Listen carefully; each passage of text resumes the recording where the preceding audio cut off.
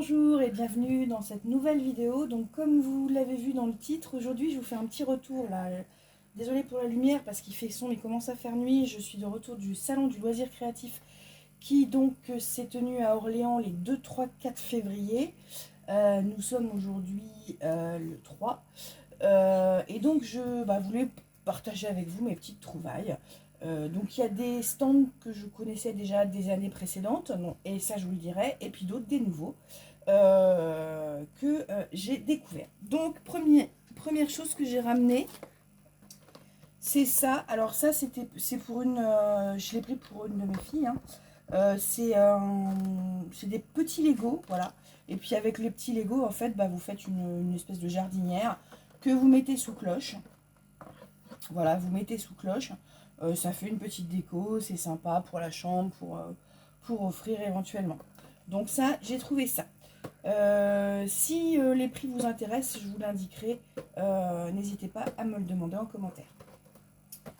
Ensuite, j'ai décidé, comme je vous avais dit, hein, alors non, je vais continuer avec ce que j'ai pris pour les enfants. Donc ça, c'est des kits de pixel art pour faire effectivement des pixels. J'en ai une qui adore faire ça, et donc c'est un site que je connais bien puisqu'on va chez eux tous les ans. Je commande des plaques de pixels. Je vous mettrai les liens en description. J'ai pas du tout de partenariat avec eux, c'est juste que si ça vous intéresse, comme ça vous aurez les liens en description. Donc ça, j'ai pris des pixels. Ensuite, j'ai pris pour moi au niveau de la couture. Alors, j'ai pris plusieurs choses. J'ai pris ce superbe coupon. Vous voyez le coupon un petit peu. Alors, c'est du coton. Comment on appelle ça? C'est du coton épais, hein. Donc voilà. Ça, j'ai pris ça. Ensuite, j'ai pris tous mes petits rouleaux. Alors, c'est pareil, c'est chez Joël Tissu. Je vous mettrai le lien si ça vous intéresse. Donc là, c'est du velours. Et c'est des rouleaux qui font, que je me trompe pas, qui font 140 par 50. Ça, c'est un autre. Pareil, Joël Tissu. Alors ça, c'est un simili. C'est un simili, hein. Mais en fait, quand vous voyez le dessin, on a l'impression que c'est du jean, quoi. Alors qu'en fait, c'est pas du tout du jean. Dans le même style, j'ai pris celui-là. Donc je sais pas, ça très clairement c'est pour faire des sacs, hein. C'est tous les mêmes dimensions, hein. C'est du 50 par 140. Je sais, pour faire des sacs de toute façon, pour faire des accessoires, on fait pas des habits avec ça, ça c'est certain. Mais vous voyez, les couleurs se marient plutôt pas mal, c'est assez sympa. Après j'ai pris celui-là en simili, toujours avec des petits oiseaux, je sais pas si vous voyez bien. Voilà, des petits oiseaux. Donc c'est, voilà, ça peut être sympa. Et puis après, j'ai fait le plein de velours. Donc voilà, ça c'est du velours noir. Je ne sais pas si vous voyez bien, mais c'est du velours vraiment bien côtelé, hein. On voit bien les côtes, hein, du velours, hein. J'ai pareil, j'ai pris du vert. Voilà. Pour faire un fond de sac. Je ne sais pas encore, je n'ai pas décidé. J'ai pris du... Alors ça, c'est une espèce de rose saumon aussi. Et puis en simili cuir, j'ai pris celui-là. Donc ça, c'est du pailleté. J'aime bien, ça fait toujours son petit effet, l'effet pailleté. C'est assez sympa. Le simili est pas très épais, mais on peut faire des trucs plutôt pas mal, quitte à entoiler un petit peu. Donc ça, c'était pour la couture. Vous voyez, j'ai été raisonnable pour la couture. Ensuite, j'ai pris... Alors ça, c'est spécial dédicace à ma fille. J'ai pris un kit. Alors, ça nous a été fourni comme ça. C'est du nail art. C'est du nail art avec... alors, il y a les... C'est le journal, hein, qui explique les différentes techniques de nail art. Donc ça, voilà. Et donc, vous avez tout le matériel. Donc ça, c'est les motifs. Voilà, pour faire des... vous avez tout le matériel de nail art. Donc plusieurs... Voilà, vous avez des vernis à ongles. Les petites... de nail art. Ça, c'est un effaceur. Et puis ça, c'est la petite raclette, en fait.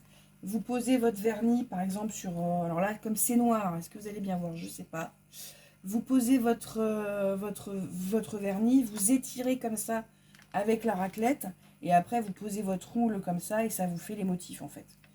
Non, je dis n'importe quoi. Après, vous prenez ce truc-là, c'est en silicone, vous récupérez votre motif sur votre boule en silicone, il y a une loupe, et puis bah, vous le mettez comme ça. Voilà, c'est bon, c'est sympa, c'est pour qu'elle s'amuse, hein. C'est pas, voilà, elle va s'occuper comme ça. Donc voilà, puis la petite éponge pour faire des, c'est de la mousse à dégrader pour faire des dégradés. Voilà. Donc ça, c'était les petits côtés girly du salon. Voilà. Et puis enfin, j'ai pris, alors je sais pas, je vais mettre ça là. J'ai pris, alors je vous avais dit sur ma vidéo de début d'année que je souhaitais expérimenter d'autres loisirs créatifs.